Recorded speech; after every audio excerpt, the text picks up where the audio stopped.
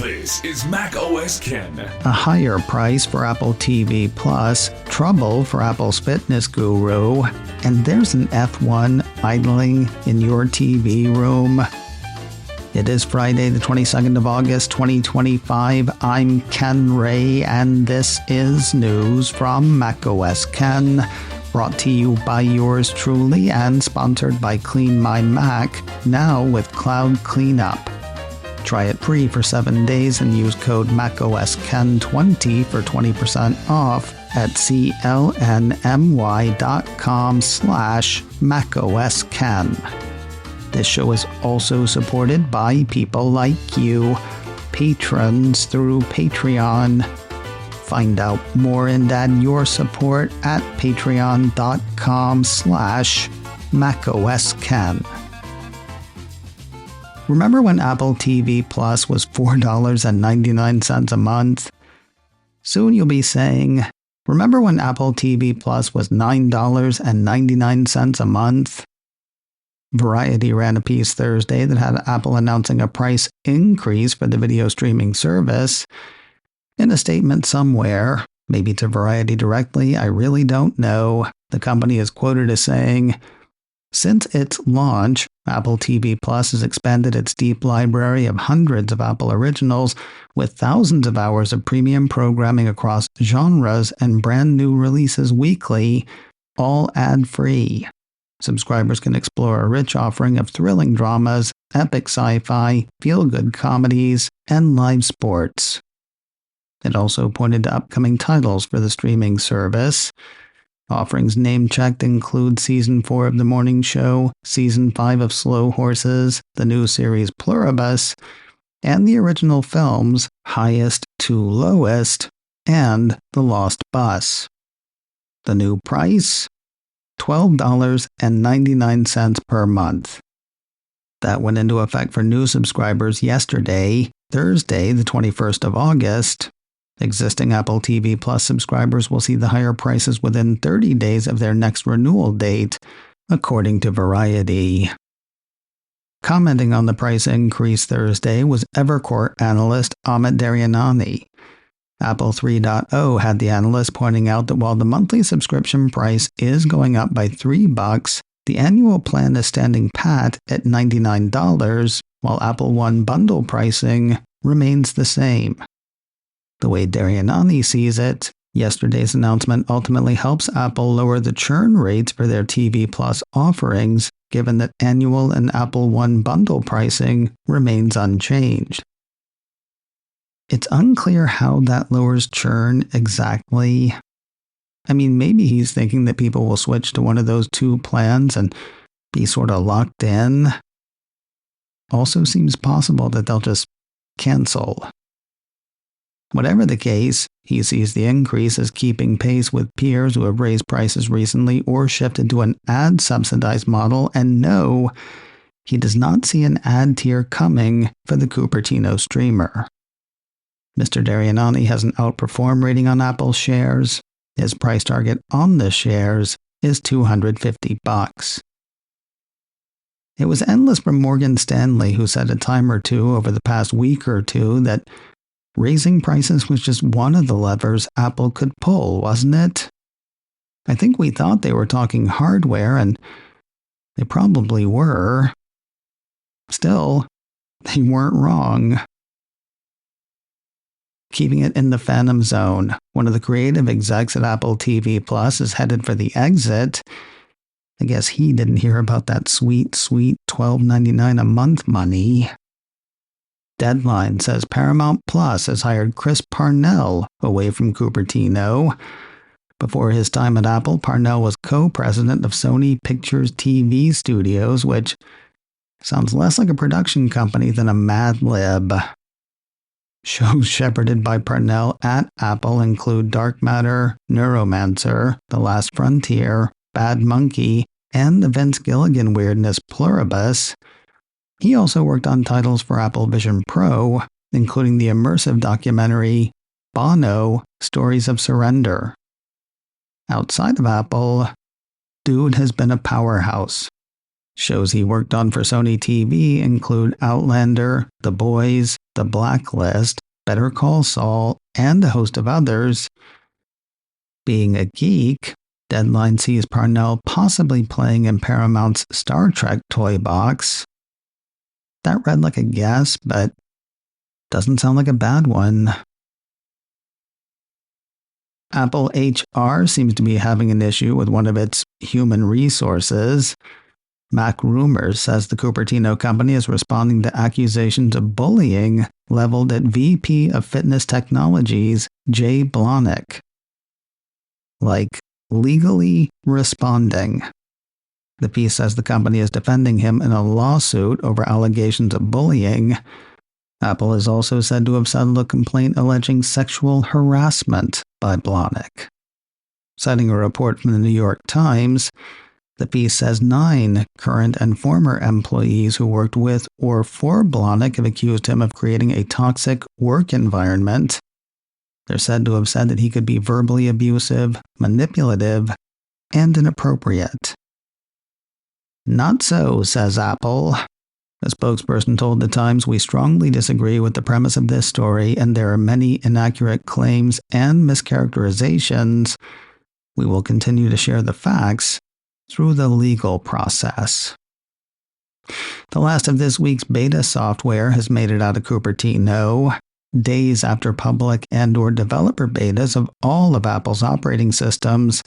A piece from Mac Rumors says public testers on Thursday got access to updated firmware for AirPods Pro 2 and AirPods 4.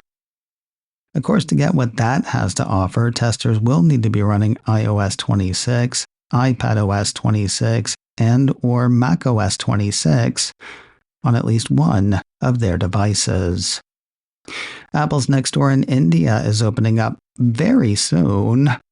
Again, to Mac Rumors we go, where we find Apple announcing a new store, Apple Hebbal, at the Phoenix Mall of Asia in Bengaluru. Namaskara, Bengaluru, says the store's site. Your first Apple store is getting ready to open its doors. We are so excited to see you start something wonderful at Apple Hebbal. As it does with some stores, the company has created a special wallpaper for the new location.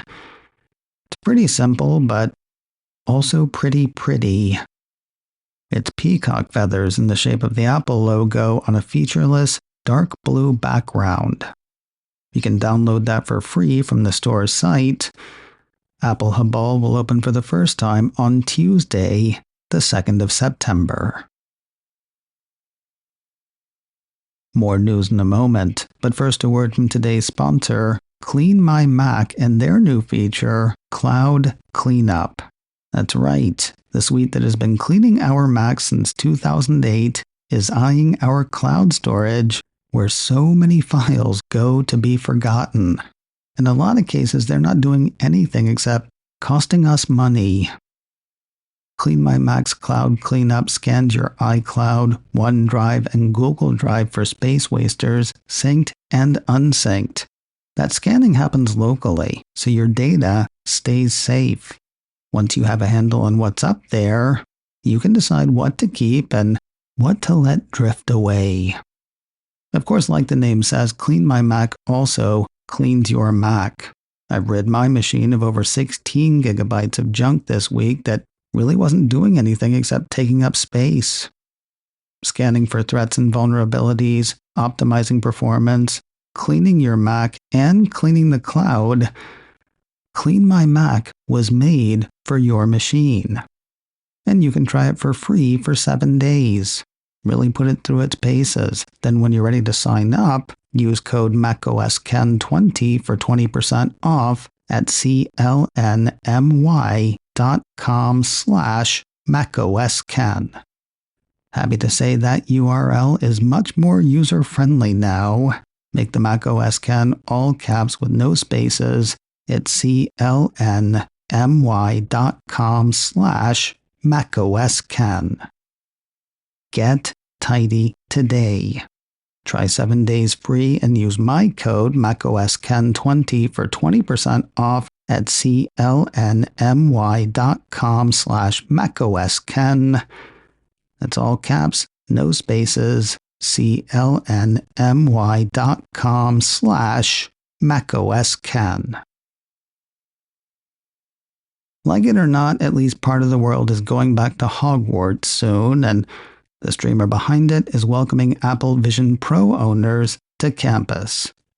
A piece from Upload BR says HBO Max subscribers are getting both day and night modes of the Hogwarts Great Hall on Apple's mixed reality headset. Day in the Great Hall appears when browsing through the HBO app, according to the piece, with night mode reserved for watching video. While HBO is currently filming the first season of a new Harry Potter series, Upload BR says the new environment isn't associated with the new show. Except for the fact that it's Harry Potter and they're making a new Harry Potter. Otherwise, no association at all. Two huge sports streamers launched on Thursday. 9 to 5 Mac ran a piece Wednesday about a new streaming service from Disney-owned ESPN launching on Thursday the 21st. Just a day later, 9 to 5 Mac ran another piece on Fox One, a streaming sports service from what's left of Fox, launching on the same day. The former will run subscribers $29.99 a month, the latter $19.99. The most interesting part about the streamers, at least from an Apple-centric perspective, they both support Apple TV.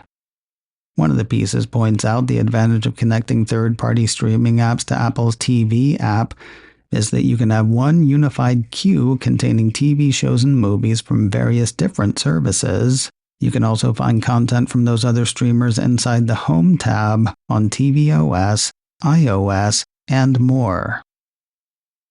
I cannot tell you how hard Netflix has fallen from my regular viewing because its shows are not in the carousel when I turn on my Apple TV. Meanwhile, shows from Disney+, HBO Max, and others are right there. Anyway, enjoy the games or the shows about the games or whatever they show on a sports streaming channel. You can think of this next one as F1's second iteration. Mac Rumor says the Brad Pitt-led, Joseph Kosinski-directed Apple Original Films summer blockbuster F1 The Movie is now available to rent or buy digitally from Apple. It's priced like it's still in the theaters, mostly because it is. Apple re-released the film on IMAX a couple of weeks ago, and it's still out there.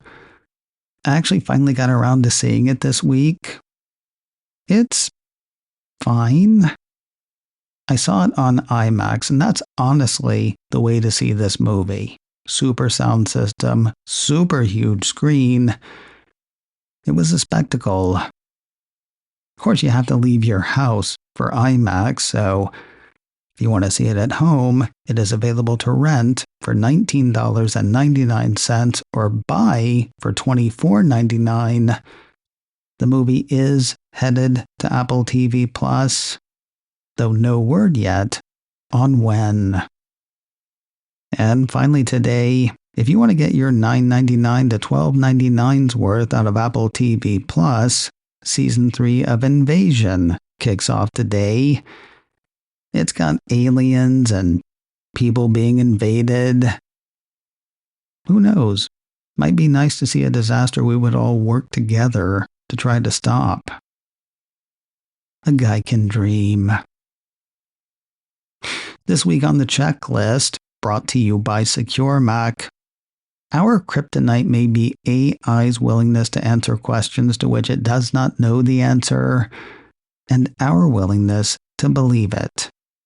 Throw in a few bad guys and you get a new front in the scammer wars. We'll talk prompt injection attacks this week, plus a recap of this week's Apple security updates on checklist number 437. Find it today at securemac.com/checklist or wherever you get podcasts. macOS Ken, brought to you by me, and sponsored by Clean My Mac, now with Cloud Cleanup. Try it free for 7 days and use code MacOSKen20 for 20% off at clny.com/MacOSKen. This show is also supported by people like you, patrons through Patreon. Find out more and add your support at patreon.com/MacOSKen. Advertising handled by Backbeat Media, online at backbeatmedia.com. You can find me on Mastodon, MacOSKen at mastodon.social. You can also send me an email, info@macosken.com. Until next time, that is news from macOSKen. I'm Ken Ray.